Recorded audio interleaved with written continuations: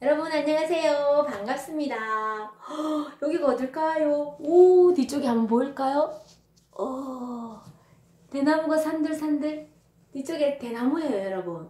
대나무가 이렇게 바람에 비도 가랑비가 오고 있고요. 가까이 보니까 바로 뒤쪽에는 까만색 단지가 예쁜 옹기 있잖아요. 그 단지, 그 우리나라 전통 단지 모양 그것이 많이 있어요. 그리고 뒤쪽은 대나무 숲이고요. 네, 그래서 지금 가랑비도 오고 바람도 산들산들 불고 있으니까 여기가 지상 나고 있는 것 같아요. 오늘 하루는 흠뻑 여기서 이러한 아름다운 경관에 취해봅니다. 저보고 여기서 살라 그러면 저는 못 살 것 같아요. 너무 경치도 좋고 경관도 좋고 조용하고 아늑하지만 저는 동적이라서 사람들과 호흡하면서 살아야 되거든요. 그래서 이러한 조용한 곳은 아마 80이 넘어서, 아니죠, 80이 넘어도 사람들과 호흡하면서 살고 싶어 할지도 모르겠습니다. 여기는 조용히 공부하는 곳인 것 같고요. 가끔씩 머리가 이렇게 아플 때 힐링하러 오는 곳은 좀 괜찮은 것 같아요. 합천에 있는 어떠한 곳이랍니다. 네, 너무 괜찮은 곳이고요. 여기에 앉아서 있으니까 여러분들 생각도 나고요. 제가 지나간 일들에 대해서 한번 생각해 봤는데요. 저는 제 성격이 사람들과 호흡하는 것도 좋아하지만 무슨 입 바른 소리를 너무 잘한단 말입니다. 그 입 바른 소리가 뭐냐 하면 아닌 것을 그냥 넘어가지 못한다는 거죠. 특히 사람에 대해서는. 우리 모임에서 이러한 일도 있었어요, 여러분. 이건 해서는 안 될 일인데, 우리 모임에서 회장이 우리 밑에 이제 같이 일하는 사람들이, 우리 모임에서는 보통 회장도 있고 총무도 있고 국장도 있잖아요. 밥을 산다 그러는 거예요. 그래서 우리는 이제 열심히 뭐 어떤 행사를 하고 나서 밥을 사주니까 기대를 보통 어떻게 하냐면 고깃집에 가거나 아니면 유명한 한정식, 그것도 고기도 소고기집, 그리고 유명한 한정식집 이렇게 잘 차려진, 왜 우리가 받을 만한, 그리고 우리가 회장님이 우리들에게 베푸시는 거니까 아래 사람한테 베푸는 거잖아요. 그래서 조금 더 차려지고 격식이 갖춰지면 우리가 금액이 문제가 아니라 좀 대우받았다는 그러한 느낌 있잖아요. 그죠? 근데 그 회장님이 우리랑 같이 간 게 고등어 집인 거예요. 들어가니까부터 심장이 탁 상했는데 문을 열고 들어가니까 거기에 또 비릿한 냄새까지 나는 겁니다. 그러면서 앉아서 이제 그래도 뭐 우리가 얻어먹는 주제니까 앉아서 먹었는데 거기에 딱 도착해서 앉으셔서 하시는 말씀이 여기 정말 유명한 집이라고, 고등어 정말 맛있다고 이러는 거예요. 그래서 모든 이게 같이 일했던 사람들 있잖아요. 우리들 일했던 사람들은 보니까 인상이 다 구겨지는 거예요. 억지로 썩썩 허허허 그러는데 그 회장은 모르는가 봐요. 계속 그러한 이야기를 또 보통 어른들 특유의 있잖아요. 한 번 말하면 우리가 못 알아들을 것 같으니까 두 번, 세 번 말하는 거. 그래서 제가 듣다 못해서 회장님,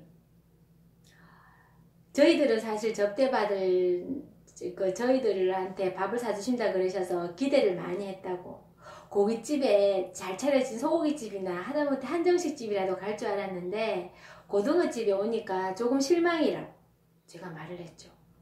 그러니까 옆에 있는 같이 일했던 동료들이 좀 그렇죠 하면서 같이 웃고 동조를 해주더라고요. 그러니까 회장 얼굴 벌개지는 거예요. 네. 그렇게 해서 그러면서 또 원래 이런 곳은 친구나 가까운 중마고하고 이렇게 가족들하고는 올 수 있지만 우리는 밑에 아래 사람들인데 이런데 밥을 사주신다 그래서 좀 기대를 했는데 이런 데라서 좀 그렇다고 그런 말을 했단 말입니다. 그랬는데 먹고 나서 한참 있다 들리는 소리가 며칠이 지난 다음에 모임에서 들리는 소리가 저 버릇없고 싸가지 없다 이런 식으로 들리는 거예요.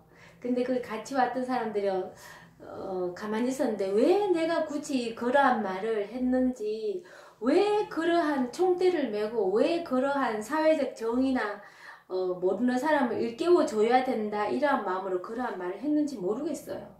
왜 그랬을까요? 저는 그렇게 해서 피해를 본 적이 너무나 많았다는 거죠. 근데 사람들이 그래서 어떠한 모임이나 어떠한 단체에 가게 되면요, 말하기 힘들어 하는 거 있죠. 그러한 것은 꼭 저보고 대신 말하라고 그럽니다. 그러면 저는 또 용감하게 나가서 말도 하고 대항도 하고 이야기도 하죠. 이야기를 하는데, 그런데 그때는 전부 저를 지지해주고 말하라고 저를 등 밀었던 사람들이 이제 처음에는 잘한다 잘한다 그러다가 반대편 사람들이 막 왜 저를 밀었던 사람들 말고 다른 사람들이 뭐 저래? 왜 저런 생각을 가지는 거야? 잘못된 생각이야? 이러면서 말을 하며 또 저를 이거 나가서 이야기해라 그랬던 사람들이 마저도 내몰라라 해버리는 거예요. 그럼 저만 이제 칼 맞고 있는 거죠. 저는 그런 일이 많이 당한 것 같아요. 그래서 세상 사람들은 지금 막 나서기 싫어하고 말하기 싫어하는 이유가 자기들이 칼 맞기 싫은 거예요. 왜냐, 나서면은